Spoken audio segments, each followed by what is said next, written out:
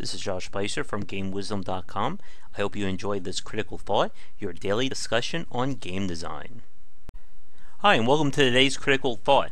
As always, before we get going, thank you to 911 subscribers currently here on the YouTube channel. I hope everyone is enjoying the content as we are slowly making our way up to 1,000. If you haven't seen it yet, the 800 Let's Play vote of Hitman 2016. The first episode is now up, and there'll be more coming throughout the coming days. For today's Critical Thought, we're going to be turning to the topic of retro gaming. As you can see up there, the recent bit of hotness is the Nes Classic Edition, which was 30 games all packed into a tiny little NES model that went on sale and is probably still sold out by the time you're watching this. Retro gaming is one of those topics that's a huge proponent of preserving video games. And for today's Critical Thought, I want to talk a little bit more about why it's considered so popular. And if you have any other reasons or games that you like to play from the old days, be sure to leave them in the comments below. I figured to make things a little bit easier, I'll remove the example as well, just so that there's less on the screen. Let me know if you like this style as well. When we talk about retro gaming, with how fast the video game industry moves, we could be talking about anything from the PlayStation 1 era, as far back as Atari, and maybe even beyond that. The first and most often cited reason why people love retro gaming is a pretty simple one. They just don't make them like that anymore. And the video game industry is quite interesting in this regard. Just like with any entertainment or product-based industry, there's always fans of the classics, whether it's people who love classic cars for their style or aesthetics, music, like I still listen to Earth, Wind and Fire, TV shows, I still watch Columbo, and I think that may be the only time that Earth, Wind and Fire and Columbo may be used in the same sentence. And when it comes to video games, we can talk about the classics, especially the late 80s into pretty much early to mid 90s. This was during the time after Nintendo kind of revived the game industry in 1985. During this period, there were no real standards for what would be considered a platformer, first-person shooter, you name it. And everyone was trying to be the standard or try to experiment. During the mid-90s, this would become sort of the Wild West era of the game industry. That, unfortunately, would be another critical thought, so I won't be talking too much about that one. When it comes to the early 90s, however, late 80s, early 90s, this was when we saw a lot of companies try to experiment with their series and essentially test the waters with ideas. This is why a lot of the early console games saw big deviations from the first to the second game. For instance, we had Mario and Super Mario Bros. 2, which, as we all know, was a reskin of a popular Japanese game. Zelda 1 to Zelda 2 are worlds apart. Same goes for Castlevania 1 and Castlevania 2. But, interestingly, Castlevania 2 would kind of become the precursor to Symphony of the Night. We also saw many different NES and even Sega Genesis titles that became one-offs in their design. For instance, there was Clash at Demon Head. I'm trying to think of some more famous examples. Crystalis for the NES was another one. It was kind of, again, like a isometric take on Zelda, but with an RPG system. There's, of course, Star Tropics, one of my personal favorites. And again, a lot more games that I am forgetting right now. But again, with retro games, these titles, again, were just testing the waters. People are still experimenting with what gamers want to see in terms of a platformer, in terms of an action game, RPG, you name it. This was also during that magic time when we all thought that Final Fantasy really meant Final Fantasy and not, what are we up to, 15 main iterations at this point? But, like I said, designs were definitely unique back then, and the same can definitely be said of PC gaming.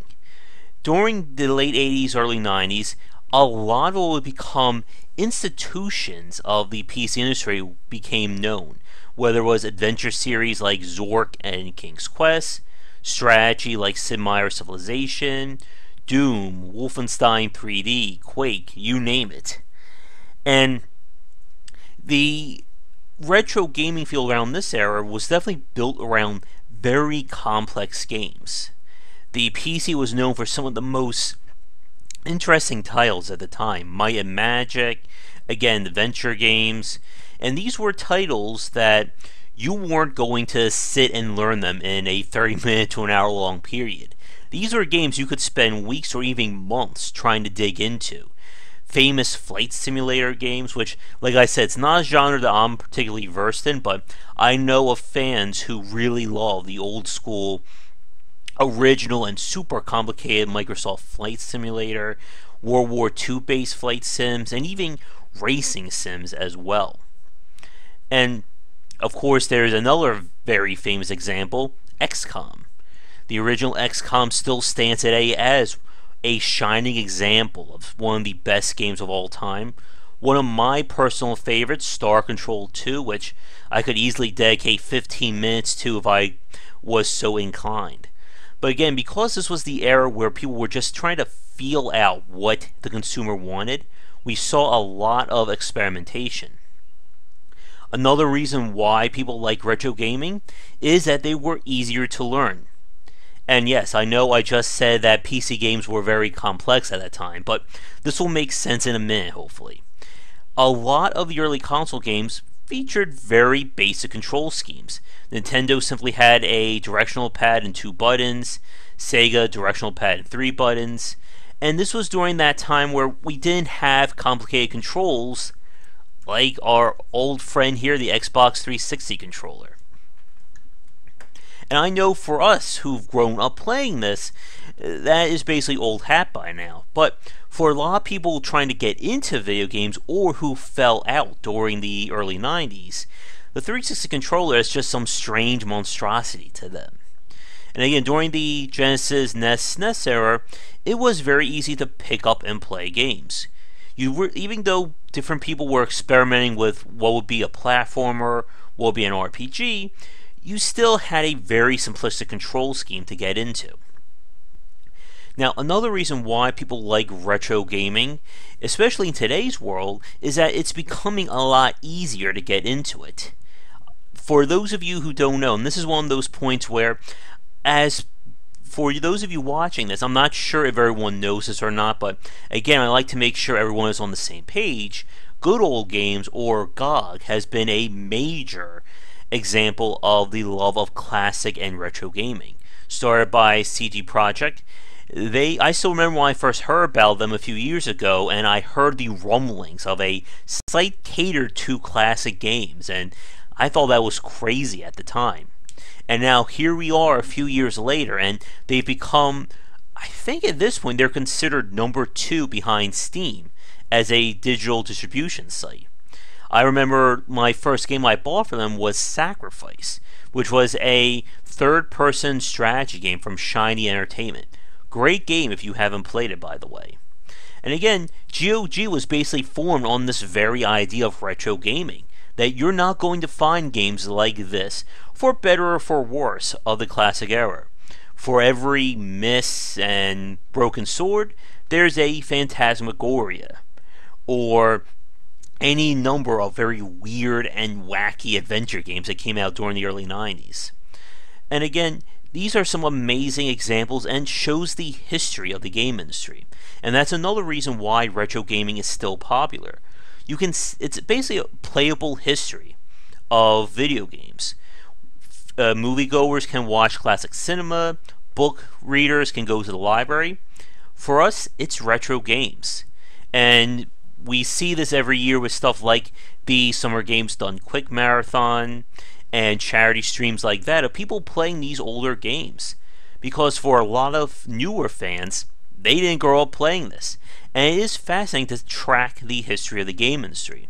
For instance, I'm making a presentation right now on the history of the arcade and how it rose, fell, and kind of got to the middle point where it is today. But there is that definitely that historical sense. And I know not everyone likes to play older games. And as we said, a lot of older games definitely show their age, be it graphics, control schemes, etc. Going back to XCOM, for instance, anyone who tells you that XCOM is easy to learn and figure out is a damn liar. That game has one of the worst UIs, and we could easily have a talk on UI design on that very notion. Now, with retro games, there's also a case to see how a lot of these studios have evolved and changed over the time. Many people may know Naughty Dog as the studio of Uncharted and The Last of Us, but us older fans remember them for the Crash Bandicoot eras.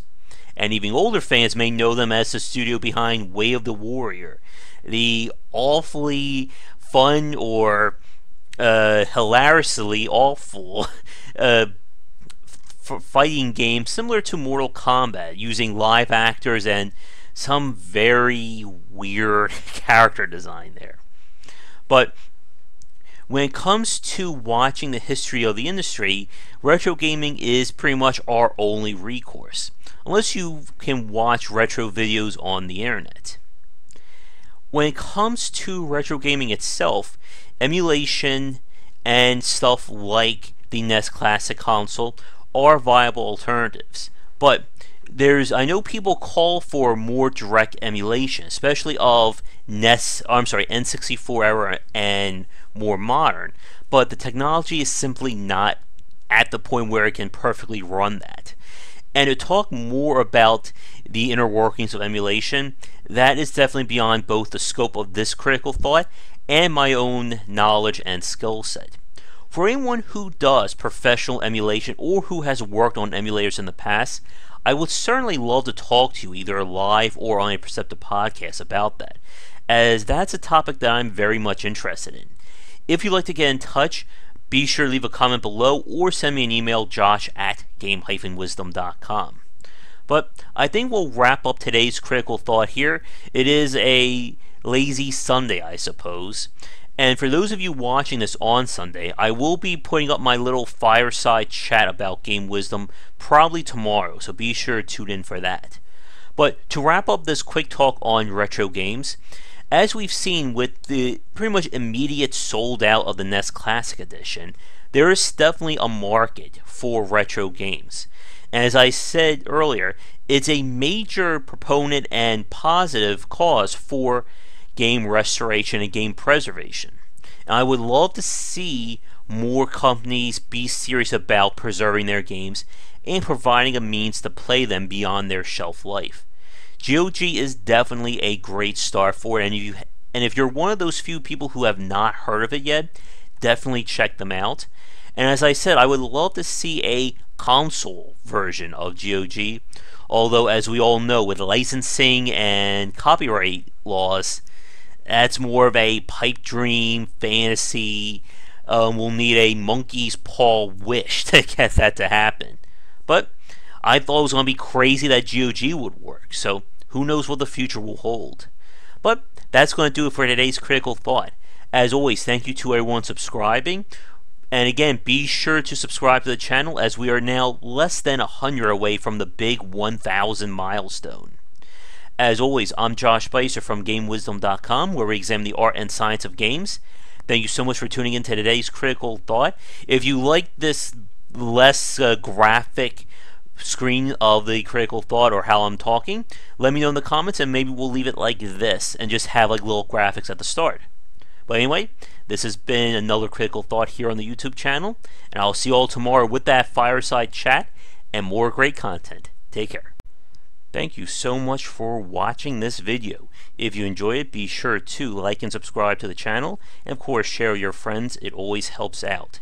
For daily posts on all manner of game design and industry topics, check out game-wisdom.com. To support the site and everything that I do, be sure to check out the Patreon campaign.